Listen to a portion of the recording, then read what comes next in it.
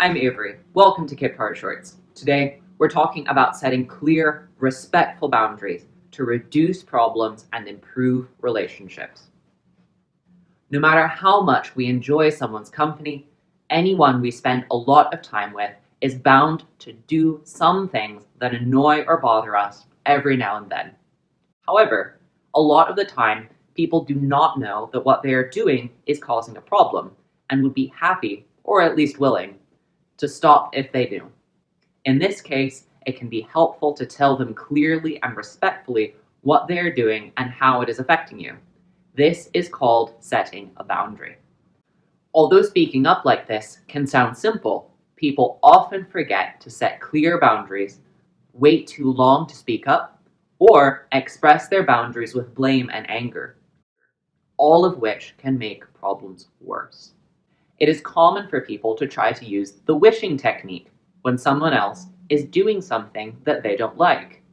Can you think of a time where you were wishing that a friend, relative, partner, or colleague would stop doing something or do something differently, but you didn't say anything? That's the wishing technique. Unfortunately, the wishing technique usually doesn't work. If you think you use the wishing technique often, you can practice being aware of your own thoughts and words and actions so you can notice when you are wishing for something to be different. You can practice looking for any action you might take to take charge of your safety and well-being. You may choose to get space from the person who is bothering you. You could move away physically, emotionally, or digitally if the behavior that is bothering you is happening online.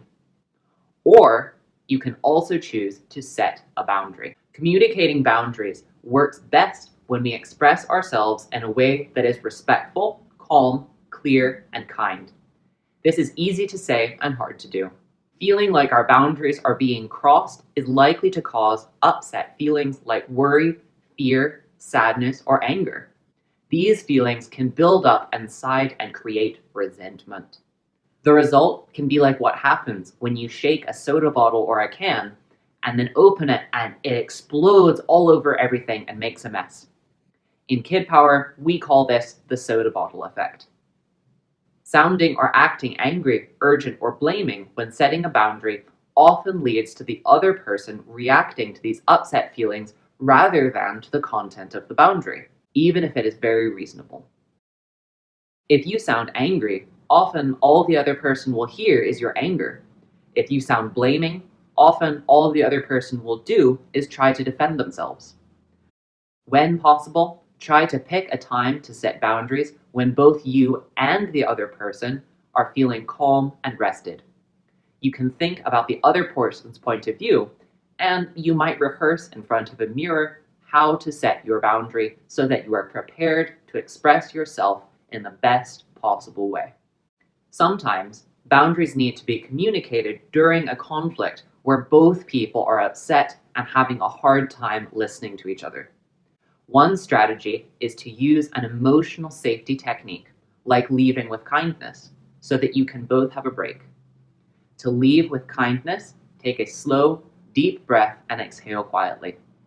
Look at the other person with compassion and say firmly and respectfully, "I care about you and I am too upset to talk calmly right now.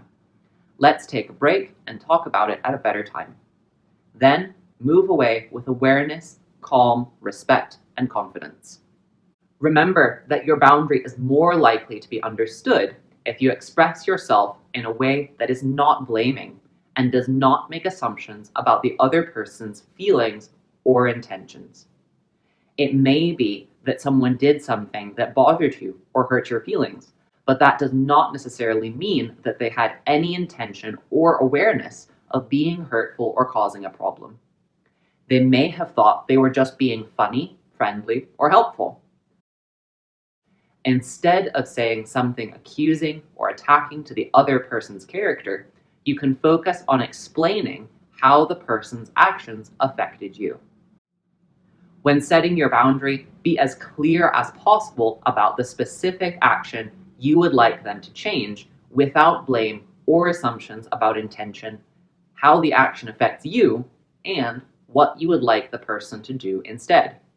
For example, asking someone to be nicer might seem fair and reasonable to you.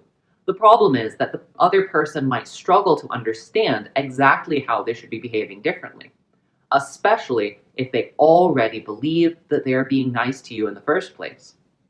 They may think you are not being nice for setting the boundary, so this can make your problems bigger. Instead, you can think about specific actions that bother you and express these directly. For example, you could say, I enjoy your jokes most of the time, and I feel upset when you make jokes about my curly hair. Please stop making jokes about my hair or other parts of my body. If you enjoy the other jokes that this person makes, you can make it clear to them that it's only some topics that bother you, but that you are happy for them to continue joking about other things. In this example, you notice that I started with a boundary bridge. I enjoy your jokes most of the time. This means starting the message with a positive statement that communicates authentic appreciation, caring, kindness, or connection to the other person's point of view. Some ways to start a boundary bridge might be, I know that you are just wanting to have fun. I appreciate how hard you work. I understand that you are tired. I know that things at work are stressful. I care about our friendship. Then you can connect your boundary to the boundary bridge with the word and. Although it can be tempting to use the word but, this can erase the positive connection in the boundary bridge. For example, can you hear the difference between the two boundaries?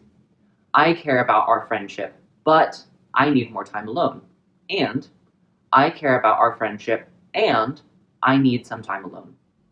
Although both cases expressed that the friendship was important, the use of the word and makes this point more clearly. A boundary bridge can help you set boundaries in a way that makes it clear to the other person that you care and respect their experiences and feelings as well. Often, clear and respectful boundaries can lead to more positive communication, making resentment less likely and opening the door to new conversations and stronger relationships as well. Here are some more examples of how to use the Kidpower process for communicating boundaries. First, lead with a bridge and then connect with an and. Then, state your feelings or the situation. State the behavior that is a concern to you without blame or assumptions, and request firmly and respectfully the specific change in behavior that you want to see. Here are some examples of clear boundaries following the Kidpower process. I can see how busy you are, and I feel frustrated when you don't wash your dishes. Would you please clean up after eating? I see that you are hungry, and it is against the rules to eat in the library. I would greatly appreciate it if you would wait to eat or go outside. Rehearsing when to speak up instead of just wishing, thinking about options instead of just reacting, and what to say and do increase our success of communicating boundaries effectively.